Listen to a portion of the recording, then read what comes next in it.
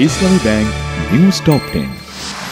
ব্যাংককে প্রধান উপদেষ্টা ডক্টর মোহাম্মদ ইউনূসের সঙ্গে ভারতের প্রধানমন্ত্রী নরেন্দ্র মোদীর দ্বিপাক্ষিক বৈঠক, শেখ হাসিনার প্রত্যর্পণ সহ বিভিন্ন বিষয়ে আলোচনা। প্রয়োজনীয় সংস্কার শেষে অবাধ নিরপেক্ষ অংশগ্রহণমূলক নির্বাচন অনুষ্ঠানে সরকার অঙ্গীকারাবদ্ধ, বিমস্টেক সম্মেলনের ভাষণে প্রধান উপদেষ্টা। প্রথম ধাপে 1,80,000 রোহিঙ্গাকে ফেরত নেবে মিয়ানমার, জানিয়েছেন প্রধান উপদেষ্টার high representative doctor Khalilur Rahman. Doctor Yunus ও নরেন্দ্র মোদীর বৈঠক ভূ রাজনীতিতে আশার আলো জাগিয়েছে।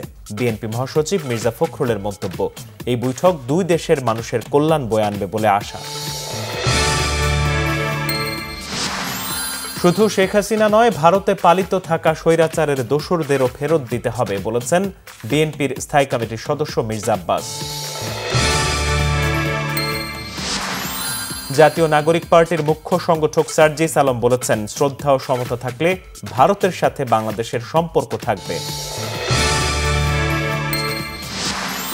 ঈদ শেষে রাজধানীতে ফিরতে শুরু করেছে মানুষ। ছুটির শেষ দিনে বাস, রেল স্টেশন ও লঞ্চ টার্মিনালে ফিরে আসাদের ভিড়। পঞ্চম কিস্তির অর্থ ছাড়ের আগে বিভিন্ন শর্ত পালনের অগ্রগতি পর্যালোচনায় আজ ঢাকা আসছে IMF এর প্রতিনিধি দল। রাজশাহীর বাগমারায় মাছ ব্যবসায়ীকে ছুরিকাঘাতে হত্যার ঘটনায় অভিযুক্ত তরুণকে পিটিয়ে হত্যা করেছে বিক্ষুব্ধ জনতা।